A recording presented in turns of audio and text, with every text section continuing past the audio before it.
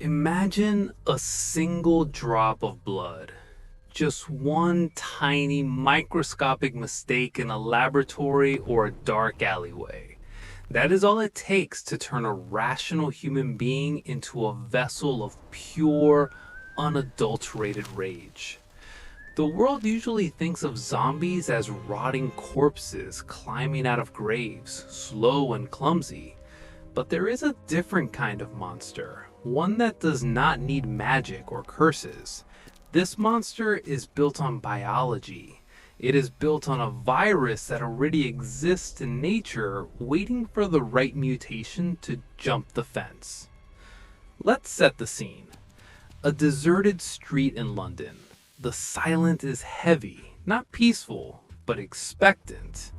Papers blow across the pavement. There are no cars moving. The only sound is the wind whistling through broken windows. Then a noise cuts through the quiet.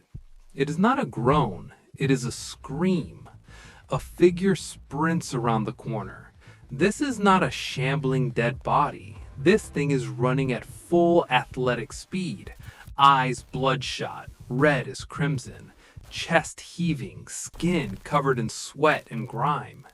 This entity is not dead. It is very much alive, and it is infected. This is the terror introduced by the concept of the infected. Unlike the slow-moving ghouls of the past, these creatures are terrifying because they are still us. They have a heartbeat, they can starve, they can feel pain. But the virus in the brain overrides everything else with a single command: destroy. The fear here does not come from the supernatural. The fear comes from the medical reality. The idea that a pathogen can enter the bloodstream and rewrite the software of the human mind in a matter of seconds or days. Now, strip away the Hollywood effects and look at the real world inspiration.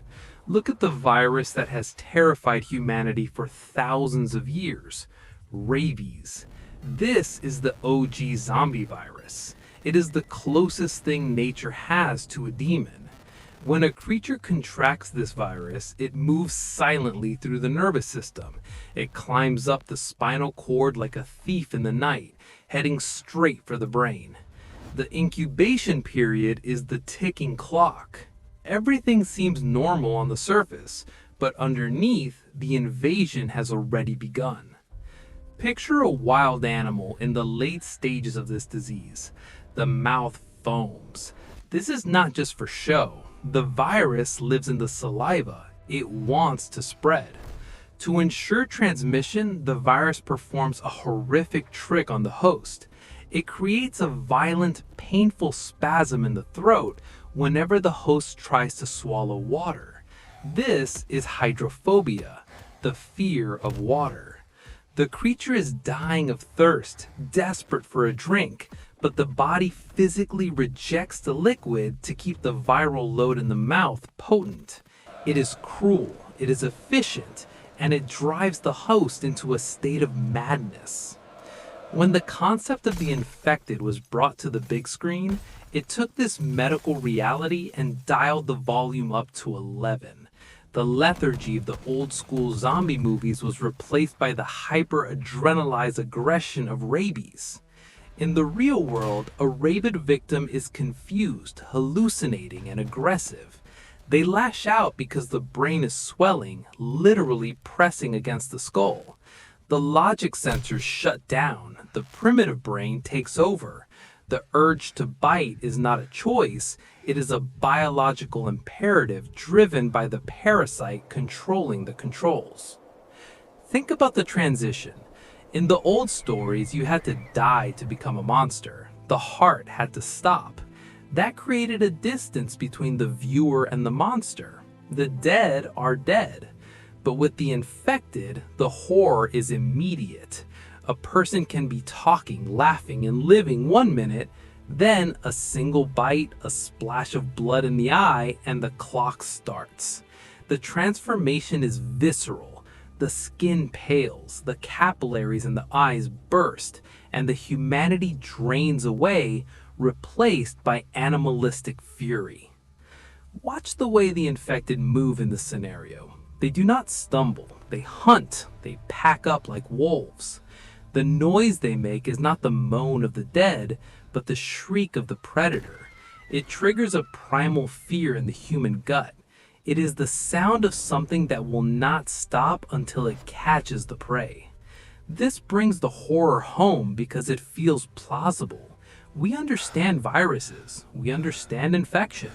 We've all had a fever. We've all felt sickness take over the body. The gap between a bad flu and a rage virus feels uncomfortably small. Now, strip away the Hollywood effects and look at the symptoms manifested in this nightmare scenario. The subject exhibits total loss of impulse control. In a normal society, people hold back. Social contracts keep everyone polite. The virus burns those contracts. The infected subject operates on zero inhibition. If they see movement, they attack. If they hear a sound, they investigate. There is no self-preservation. An infected individual will smash through a glass window, cutting the body to ribbons just to get to the target. They don't care about the injury. The pain receptors might be firing, but the brain ignores the signal. This connects back to the real-world symptoms of rabies in a disturbing way. Patients in the final stages of rabies often experience periods of extreme agitation and terror. They hallucinate enemies that are not there. They thrash against restraints.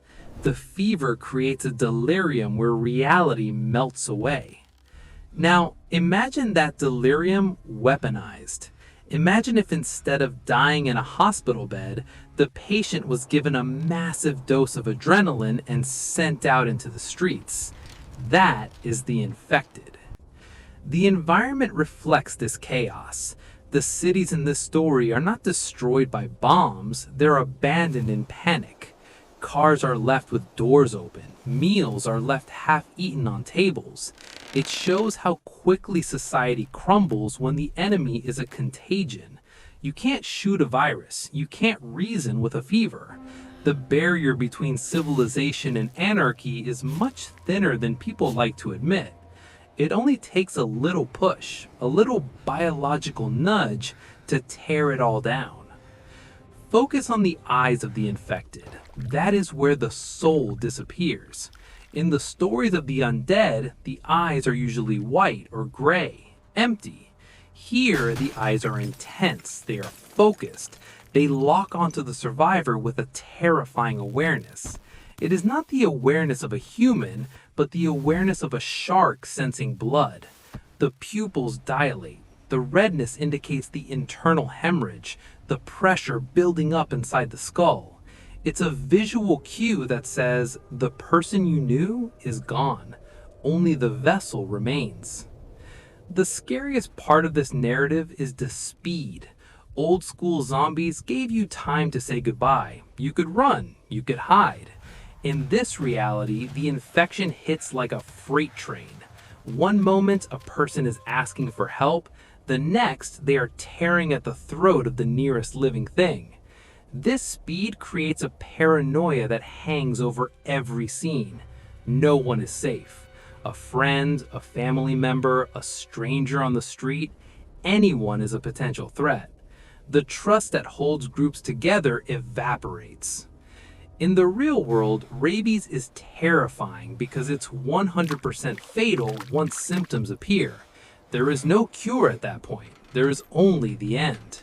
The movie version of the virus takes that fatality and makes it instant. It removes the tragedy of the long hospital stay and replaces it with the immediate violence of the transformation. It's a raw deal. It forces the survivors to make impossible choices instantly. There is no time to mourn. There is only time to run or fight. The soundscape of this infection is distinct. It is the sound of heavy breathing, of frantic footsteps on concrete, of glass shattering. It is the sound of a city that has lost its voice and replaced it with a cacophony of rage. When the infected are dormant, they are almost statue-like, conserving energy. But the moment a stimulus is introduced, the switch flips. The transition from 0 to 100 is instantaneous. It mimics the way a predator in the wild goes from sleeping to striking in the blink of an eye. Consider the biological mechanism again. A virus is just a packet of genetic material. It has no brain, no heart, no malice. It just wants to replicate. But to us, it feels malicious. It feels evil because it takes the things we value most, our mind, our control, our memories, and it strips them away. The infected person becomes a puppet for the microbe. They become a delivery system for the disease. It is the ultimate violation of the self. The visuals of the aftermath tell the story without words. A quarantine zone that failed, barricades overrun not by tanks, but by waves of human bodies. The military hardware sits useless because the enemy was already inside the gates. The fear of infection is greater than the fear of death. To die is one thing. To become one of them is a fate worse than death. It means losing the soul while the body continues to commit atrocities. This narrative changed the way people looked at pandemics. It moved the fear from the hospital ward to the streets. It made the sneeze, the cough, the bite into weapons of mass destruction. The infected are the modern monster because they represent the anxiety of the modern world, the fear of losing control, the fear of a rage that cannot be contained, the fear that deep down, under the layers of civilized society, we are all just biology waiting to unravel. So, the next time a news report mentions a new outbreak or a strange mutation, the mind goes back to this scenario. It goes back to the red eyes and the sprinting figures. It reminds us that nature is beautiful, but it is also dangerous. The distance between a normal day and the collapse of everything is shorter than we think. It's just a heartbeat away. It's just a bite away. The monster is not under the bed. The monster is in the blood.